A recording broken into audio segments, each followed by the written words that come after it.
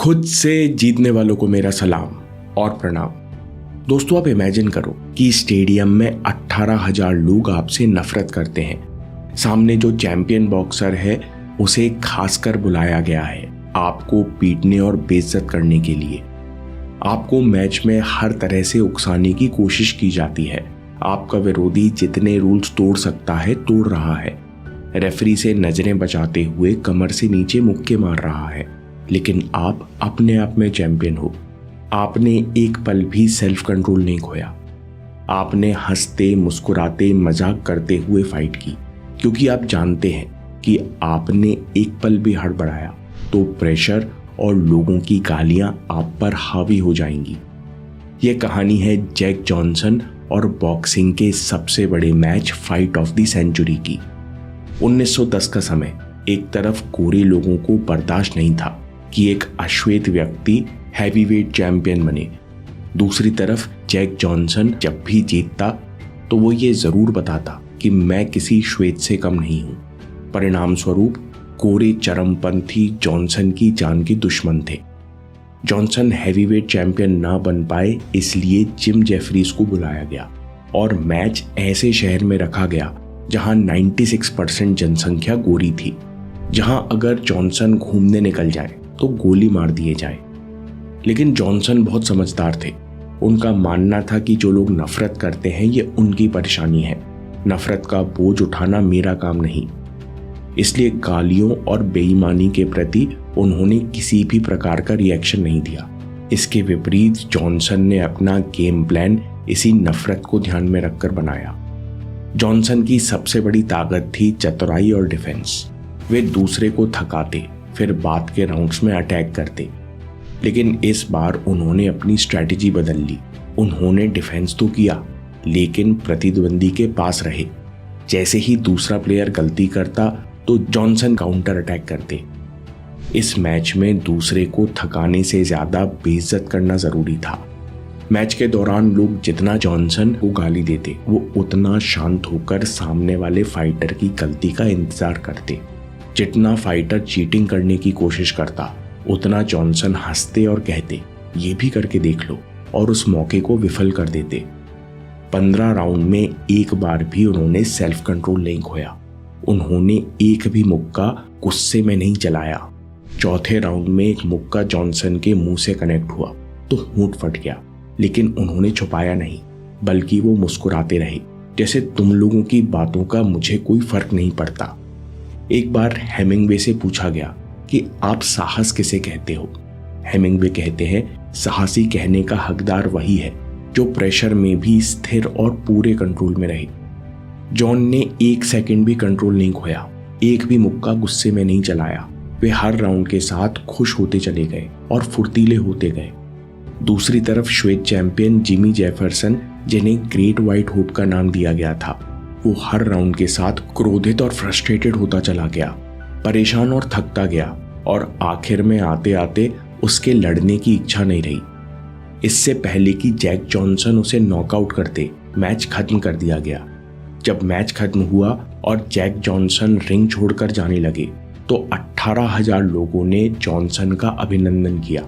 ये पावर होती है सेल्फ कंट्रोल की, जो गालियों को तालियों में बदलने पर मजबूर कर दे।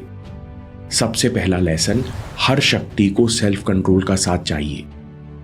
आपको बहुत नॉलेज है, लेकिन बोलने से आप खुद को रोक नहीं पाते, तो लोग आपकी अच्छी बात सुनना भी बंद कर देंगे और आपको फ्रस्ट्रेशन होगा।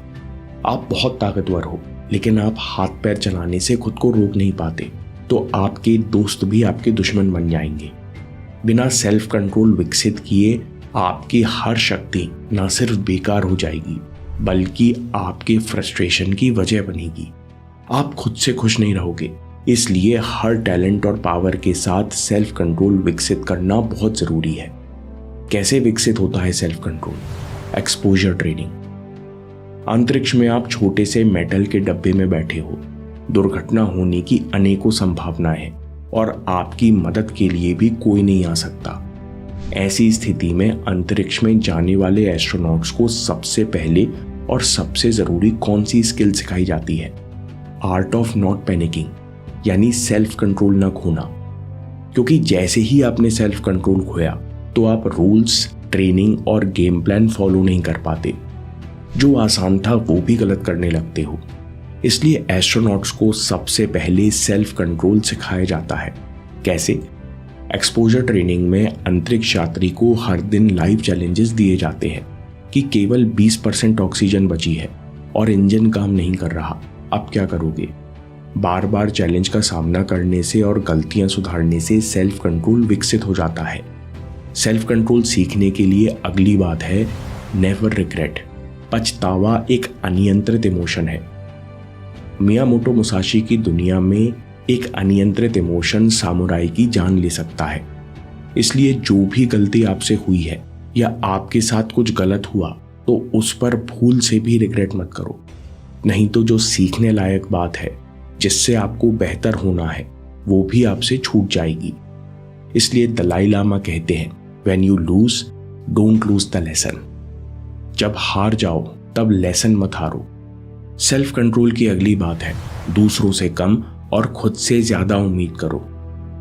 हमें लगता है कि दूसरा हमें समझेगा, हमारी बात मानेगा, लेकिन जब ऐसा नहीं हो पाता, दुनिया हमारे हिसाब से नहीं चलती, तो फ्रस्ट्रेशन और बुरे विचार हमारे मन में एंटर कर जाते हैं। तत्काल मेंटल स्टेट गिरता है और मेंटल स्टेट गिरते ही हम शक्तिहीन महसूस करते हैं।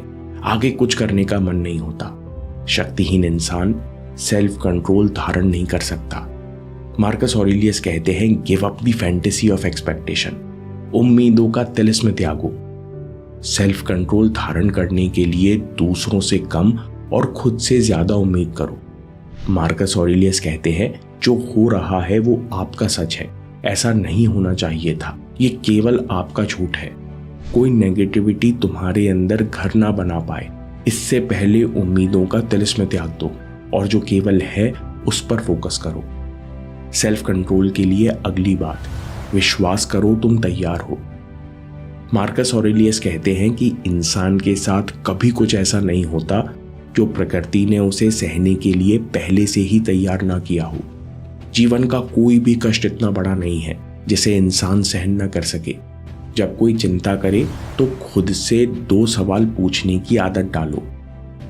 हर बार खुद से पूछो कि मैं इस समय परेशान होने जा रहा हूं, वो कौन सी बातें हैं जो मैं अभी बिल्कुल नहीं बदल सकता। जो भी मैं नहीं बदल सकता उस बात को स्वीकार करो। फिर खुद से पूछो, इस समय में क्या कंट्रोल कर सकता हूं? क्या अभी मैं इस समय बेहतर इंसान जैसा बर्ताव कर सकता हूं? ऐसा सोचने से हर बार दिशा मिल जाती है। बेचैन रहने वाले मन को बेहतर विचार और दिमाग को बेहतर टारगेट मिल जाता है। अब सही एक्शन लो। सेल्फ कंट्रोल के लिए 7वां पॉइंट, खुद को साबित करो। उन पलों में जब आप सेल्फ कंट्रोल खो देते हो, उस पल जॉनसन को रिंग में याद करना। हमेशा कंट्रोल में, हमेशा अलर्ट और शांत, चैलेंजेस को लेकर बहुत खुश, क्योंकि यही मौका है खुद को बेहतर साबित करने का। लोग आपको चाहे ना चाहे, आप सबसे अच्छा परफॉर्म करो। जॉनसन की तरह मुस्कुराते हुए मुश्किल और बेईमानी का सामना करो। ईंट का जवाब पत्थर से ही दो, लेकिन इमोशंस पूरे कंट्रोल में। कोई फ्रस्ट्रेशन नहीं, कोई ड्रामा नहीं। स्टोइक्स कहते हैं कि विपरीत परिस्थितियों में हर्षित रहना कि सोचना कि ये खुद को साबित करने का बेहतरीन मौका है, सेल्फ कंट्रोल में मास्टरी की निशानी है। दोस्तों, समरी में सबसे पहले हर शक्ति को सेल्फ कंट्रोल का साथ चाहिए। बिना इसके हर शक्ति न केवल बेकार होती है, बल्कि आप खुद से खुश नहीं रहोगे। दूसरी बात, नेवर रिग्रेट। पछतावा एक अनियंत्रित इमोशन है। इसके कारण जो सीखने लायक बात है वो भी आपसे छूट जाएगी। अगला पॉइंट है, सेल्फ कंट्रोल धारण करने के लिए दूसरों से कम और खुद से ज्यादा उम्मीद करो। कोई नेगेटिविटी तुम्हारे अंदर एंटर ना कर पाए, इसलिए उम्मीदों का तिलिस्म त्यागो। कैसे? विश्वास करो तुम तैयार हो। इंसान के साथ कभी कुछ ऐसा नहीं होता जो प्रकृति ने उसे सहने के लिए पहले से ही तैयार ना किया हो। सेल्फ कंट्रोल के लिए खुद से 2 सवाल पूछने की आदत डालो। मैं परेशान होने जा रहा हूं, इस समय वो कौन सी बातें हैं जो मैं अभी नहीं बदल सकता? जो नहीं बदल सकते उसे स्वीकार करो। मैं क्या कर सकता हूं ये सोचो। ऐसा करने से मन को बेहतर विचार और दिमाग को बेहतर टारगेट मिल जाता है। अब सही एक्शन लो। यही मौका है खुद को साबित करने का। मुश्किलों का सामना मुस्कुराते हुए करो, क्योंकि यही वो मौका है जहां आप खुद को साबित कर सकते हो, सेल्फ कंट्रोल की मास्टरी दिखा सकते हो। यू गॉट दिस में डॉक्टर आइवन जोसेफ कहते हैं कि जब तक हम अपने बारे में सोच नहीं बदलेंगे तब तक रिजल्ट्स में बदलाव नहीं आएगा। हमें खुद के बारे में विचारों को बदलने की जरूरत है। इस पर अगला वीडियो देखिए या बात के लिए सेव कर लीजिए। आपके समय से कोई वीडियो, कोई ऐप, कोई न्यूज़ कीमती नहीं है। मैं काम के किस्से लाता रहूंगा। हिम्मत, हरकत, होशियारी, हम जीतेंगे।